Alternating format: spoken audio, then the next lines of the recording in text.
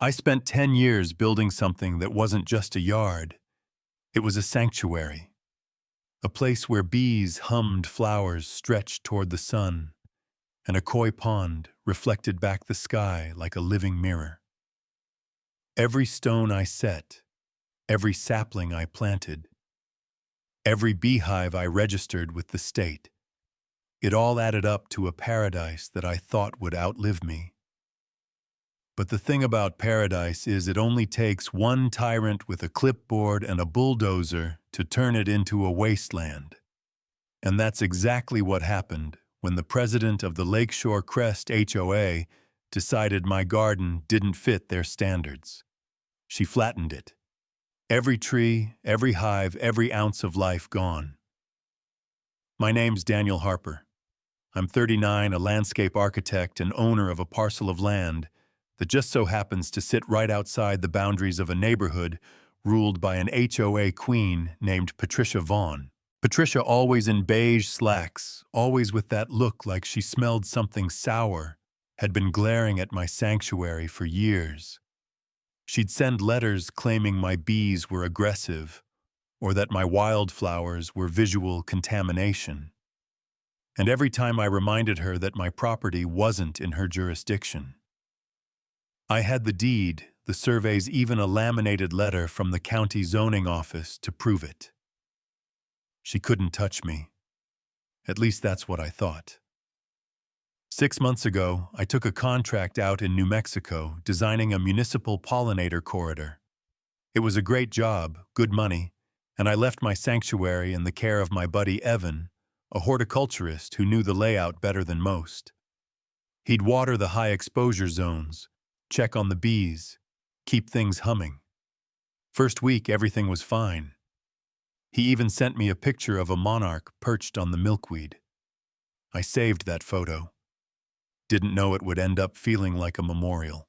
On the 9th day, I got a call from my neighbor, Old Man Riley, who'd lived down the ridge since the 70s.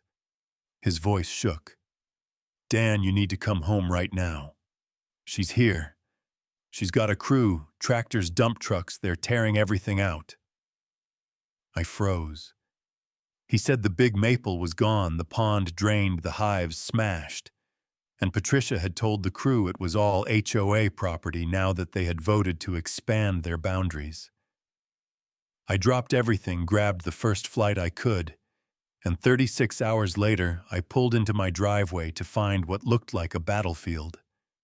The red maple I'd grown from a sapling gone. The koi pond drained, cracked, nothing left but a bent pipe sticking out of the mud like a broken bone. The hives obliterated. Stone paths I'd leveled with my own hands ripped out. In the center of all that destruction, planted like some sick joke, was a shiny plaque that read, "Standardized per Lakeshore Crest, HOA Guidelines." Approved March 3rd. I checked my watch. It was March 9th. I stood there gripping the steering wheel, knuckles white. Riley came out apologizing that he'd tried to stop them. I didn't even answer. I just pulled out my phone and started making calls to the police, to the State Department of Environmental Quality, to the bee registry office. I spent the next 2 hours photographing every crater, every broken root, every tire track. By the time Officer Daniels showed up, I already had a binder of proof. Deed survey maps, my federal grant documentation, and progress photos of the sanctuary. Daniels looked around, muttered "damn," and started taking his own shots. Then Riley and 2 other neighbors walked over with something even better. Lisa, the teenager across the street, had filmed Patricia standing in my driveway with a clipboard barking orders to the landscaping crew. Her voice on camera, "Get rid of all of it. Trees, water features, bug nests, everything." Daniels raised an eyebrow. "Bug nests, registered apiary," I said flatly. 2 hives, state protected." He whistled low. Things were shifting. The next day I got a call from Dr. Whitfield at DEQ. Calm professional, sounded like a surgeon talking through a diagnosis. She said destroying a registered pollinator habitat, Wasn't just property damage, it was an environmental crime. If Patricia and the HOA ordered it, they could be facing fines, restitution, maybe even criminal charges. She wanted to come out in 48 hours to document the scene. Meanwhile, I tracked down the landscaping company Patricia had hired. When I introduced myself on the phone, they transferred me straight to their legal department. That was telling. Their lawyer admitted Patricia had provided a map claiming my land was HOA property. I asked if they still had it. Long pause. We may. I told him to review it fast, because DEQ investigators were on their way. 2 mornings later, Patricia herself showed up at my door, sunglasses on smile plastered like she was greeting me at a block party instead of standing in the ruins of my life. "Daniel," she said smoothly, "I trust you've seen the improvements we made to your yard." Lakeshore Crest. HOA passed an emergency motion to expand oversight to properties that disrupt the community's aesthetic harmony. Your land unfortunately qualified. I didn't say a word, just stared until she kept babbling. Finally, I cut in. Your emergency motion has no authority here. You can't vote your way into annexing private land.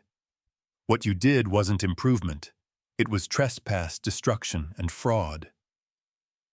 Her smile cracked just a little. She muttered about acting in good faith.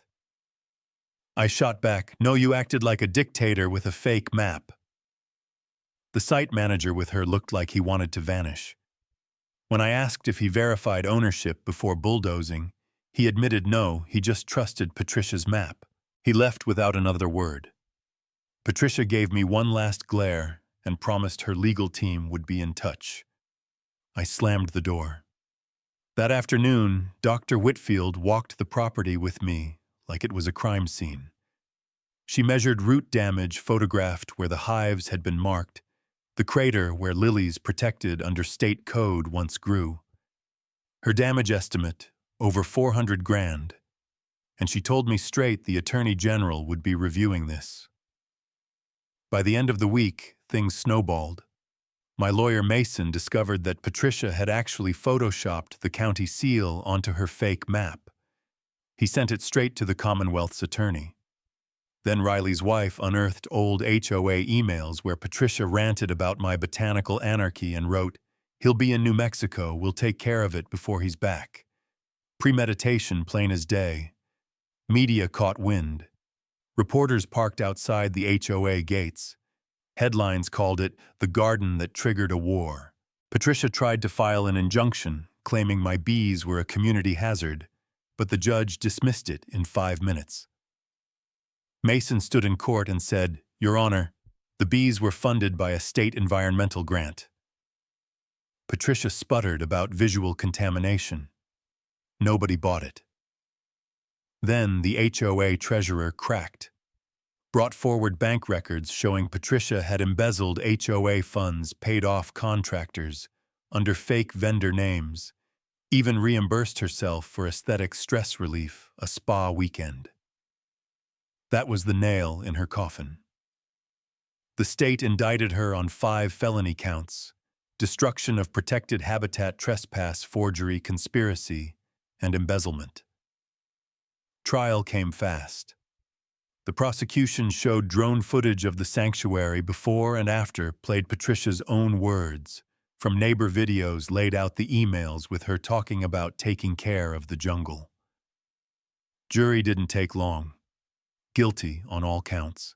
When the judge read out her sentence, 12 years in prison, Patricia just sat there frozen, like she couldn't comprehend that the HOA throne she built had crumbled under her feet. But the story didn't end with her in cuffs. Mason and I, along with 4 other neighbors she'd bullied over the years, filed a civil suit. Within weeks, a judge ordered the Lakeshore Crest HOA dissolved. Their assets frozen, their office building sold, nearly $200,000 liquidated. Between fines, damages, and restitution, Patricia's looking at almost $1 million in liabilities. As for me, I rebuilt. Not just the garden, something bigger. I worked with 2 local conservation groups, brought in kids for field trips, planted rare pollinator species, even rebuilt the koi pond with reclaimed stone. And right at the entrance, I put up an iron sign that says, "This is where nature was destroyed, but not justice." 6 months later, the bees are back at the butterflies, too. Kids come every Saturday to what we now call the Wild Corner, a little outdoor learning space with picnic tables and signs teaching about native plants. People leave chalk notes on a board. One that stuck with me said, "Our HOA paved our wildflowers. This gives me hope." I laminated that one. Patricia's still serving her time. She's tried appealing twice, both thrown out. And honestly, I don't even think about her anymore. The scars in the soil are healing. The roots are deeper now. Revenge wasn't just seeing her locked up. The real revenge was regeneration. So here's my question for you: was justice served, or should the punishment have gone even further? Drop your thoughts down below. All tell me what you'd have done if it were your land, your bees, your years of work turned to rubble. And if you've ever dealt with a power-tripping HOA, I'd love to hear your story too.